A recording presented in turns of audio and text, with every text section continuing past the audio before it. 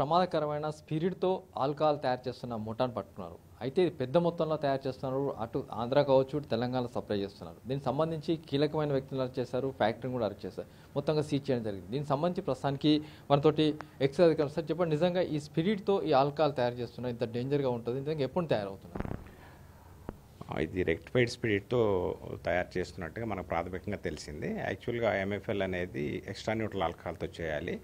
ఇది ఫామ్‌లో ఉన్న స్పిరిట్ తోటి తయారు చేస్తున్నారు. ఇది ప్రమాదకరమైంది.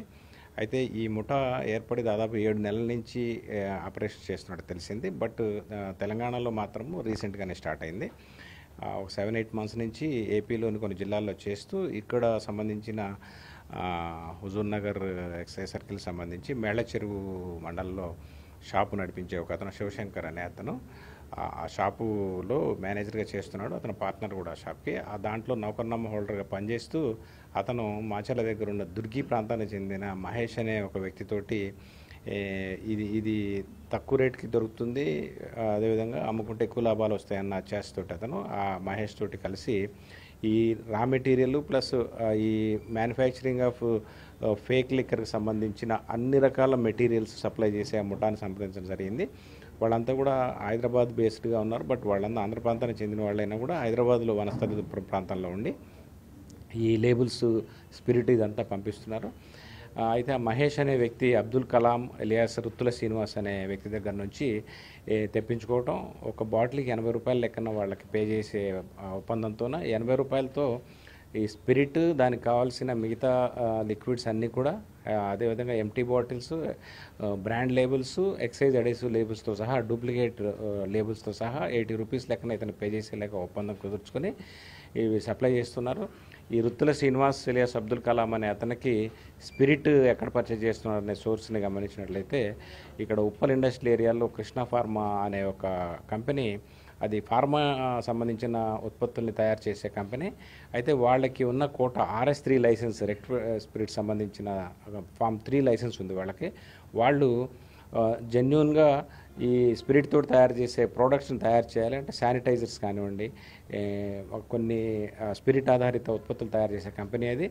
వాళ్ళు బయటికి సప్లై చేయడానికి వీల్లేదు. ఓన్లీ అది ప్రొక్యూర్ చేసి వాళ్ళు అనుమతించిన ఐటమ్స్ని మాత్రమే వాళ్ళు సప్లై చేయాలి. కానీ వాళ్ళు శానిటైజర్స్ తయారు చేస్తున్న పేరుతోటి ఒక దొంగ కంపెనీని సృష్టించిన చరణ్జిత్ సేఠి అనే అతను, ఈ రుత్తుల శ్రీనివాస్ ఎలియాస్ అబ్దుల్ కలాం వాళ్ళిద్దరు కలిసి నవ్య ఏజెన్సీస్ అని చెప్పని ఒక కంపెనీ సృష్టించి ఆ కంపెనీ పేరుతోటి వాళ్ళు శానిటైజర్స్ తయారు చేస్తాము, మాకు స్పిరిట్ కావాలి అని చెప్పి కృష్ణ ఫార్మా నుంచి ఆ స్పిరిట్ పర్చేజ్ చేసి ఆ స్పిరిట్ని అదేవిధంగా విస్కీ బ్రాండీ తయారు చేయడానికి కావాల్సిన ఫ్లేవర్స్ని వీళ్ళు సప్లై చేస్తూ, అదేవిధంగా ఫేక్ లేబుల్స్ని ప్రింట్ చేపిస్తూ, ఎక్సైజ్ అడిసివ్ లేబుల్ని డూప్లికేట్ చేస్తూ ఇదంతా కూడా కావాల్సిన వాళ్ళకి సప్లై చేస్తూ ముఠాగా తయారై చేస్తున్నారు.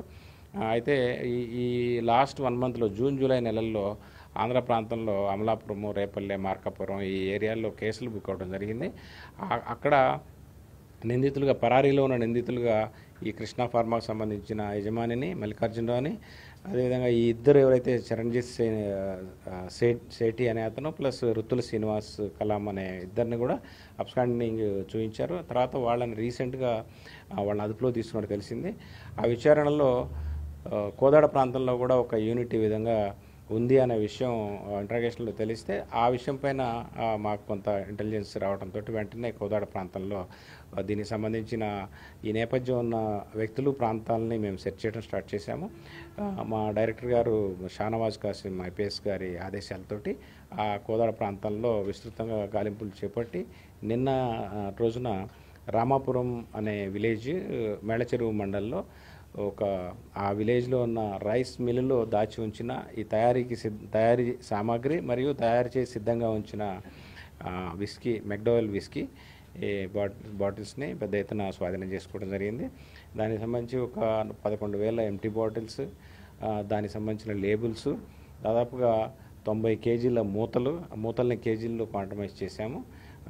దానికి సంబంధించిన క్యాప్స్ ఏవైతే ఉన్నాయో, సీలింగ్ క్యాప్స్ కానివ్వండి, అదేవిధంగా brand labels, excise adhesive label సంబంధించిన ఫేక్ ఒక స్పూల్ ఒకటి సీజ్ చేయడం జరిగింది. దీంతోపాటుగా ఆ స్పిరిట్ విషయానికి వస్తే 27 క్యాన్స్లో నిల్వ ఉంచిన ఒక్కొక్క క్యాన్లో 35 లీటర్లు ఉన్న స్పిరిట్, తయారీ 38 కాటన్స్ ఎంసీ విస్కీని తయారు చేసి సిద్ధంగా ఉంచిన ఎంసీ విస్కీ 180 ml బాటిల్స్ ఒక 38 కాటన్స్, ఇంకా మరికొంత ఎంటీ గ్యాలన్స్ కానివ్వండి, స్టీల్ సంబంధించి 200 లీటర్ల కెపాసిటీ ఉన్న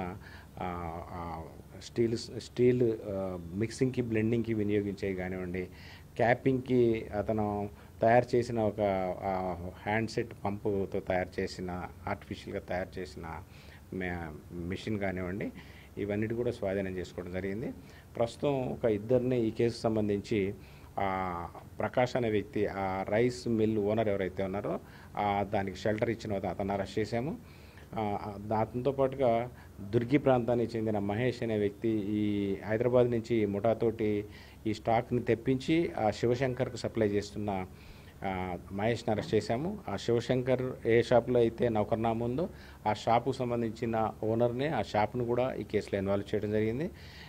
దీన్ని సప్లై చేసిన మిగతా ముగ్గురు ప్రస్తుతం ఏపీ అధికారులు అదుపులో ఉన్నారు. వాళ్ళని పీటీ వారెంట్ వేసి త్వరలోనే తీసుకొని వచ్చి వాళ్ళని కూడా విచారించి వాళ్ళకి ఎక్సైజ్ అడెసివ్ లేబుల్స్ డూప్లికేషన్ ఎట్లా చేస్తున్నారు, అదేవిధంగా ఎక్కడ ప్రింటింగ్ చేయించారు, ఎక్కడ ఈ బాటిల్స్ మిగతా సామాగ్రి ప్రొక్యూర్ చేస్తున్నారు అనే విషయం విచారణలో తెలుస్తాం. ఫార్మా కంపెనీ యజమానికి వ్యవహారం మొత్తం తెలిసే కలాంకి సప్లై చేశాడా? తప్పకుండా, ఎందుకంటే అసలు అతనికి RS3 లైసెన్స్లో అతను పర్మిటెడ్ ప్రోడక్ట్స్ ఏవైతే ఉన్నాయో ఆ ప్రోడక్ట్స్ మాత్రం అతను ప్రొడ్యూస్ చేయడానికే ఆ లైసెన్స్, కానీ ఇతర బయట వాళ్ళకి అతను అమ్మేదానికి వీల్లేదు. కానీ అతను అప్పట్లో కరోనా టైంలో శానిటైజర్ తయారు చేయడానికి చాలామంది పర్మిషన్ ఇవ్వడం, అప్పుడున్న అత్యవసర పరిస్థితి దృష్ట్యా దాన్ని ఆసరాగా చేసుకొని శానిటైజర్స్ తయారు చేస్తాము అనే పేరుతోటి ముందుకు వచ్చిన ఈ నవ్య ఏజెన్సీ ఏదైతే ఉందో దాన్ని చరణ్జీత్ సింగ్ సేఠి ప్లస్ ఈ శ్రీనివాసు వాళ్ళకి సప్లై చేయడం స్టార్ట్ చేశాడు. ఇది జూన్ నెలలో ఈ కేసులు రిజిస్టర్ అవ్వడం స్టార్ట్ అయిన తర్వాత అప్పుడు వాళ్ళు కడప జిల్లా రైల్వే కోడూరు సంబంధించిన ఎక్సైజ్ అధికారులు ఇతనికి వచ్చి 41 CRPC నోటీస్ 35(3) BNSS నోటీస్ ఇవ్వడం జరిగింది. ఆ తర్వాత కూడా సప్లై చేశాడు. ఆ తర్వాత కూడా ఇప్పుడు దాదాపు 6 కేసులు నమోదైనాయి మొత్తం 2 రాష్ట్రాల్లో. ఒకసారి కేసు బుక్ అయ్యి ఆ నోటీస్ ఇచ్చిన తర్వాత కూడా ఫర్దర్ కూడా ఇంకా సప్లై చేశాడు అంటే అతనికి తెలియకుండా జరిగిందని చెప్పడానికి వీల్లేదు. పెద్ద మొత్తంలో తయారవుతుంటే మన ఎక్సైజ్ శాఖ ఎందుకు పట్టుకోలేకపోయింది? ఎందుకంటే మన ఏరియాలో తయారవుతుంది, పక్క రాష్ట్రం సప్లై చేస్తున్నాం, ఎందుకు పట్టుకోలేకపోయాం? అది ఇప్పుడు ఏదైతే ప్లేస్ నిన్న నేను చెప్తున్న ప్లేస్ ఉందో అది ఏపీ బోర్డర్కి జస్ట్ 400 మీటర్స్ దూరంలో ఉంది. బోర్డర్లో పెట్టారు, ఎలూఫ్ ఏరియాలో ఉంది, ప్లస్ లోపల రైస్ మిల్లు ప్లస్ గేదెలకు సంబంధించిన యాక్టివిటీ ఉంది. బయట నుంచి పబ్లిక్ పెద్ద యాక్సెస్ లేదు. అక్కడ తయారు చేసిన వాటిని మార్కెట్లో తీసుకొచ్చి అమ్మినట్లయితే ఈజీగా మా అధికారులు పట్టుకునే అవకాశం ఉంటుంది.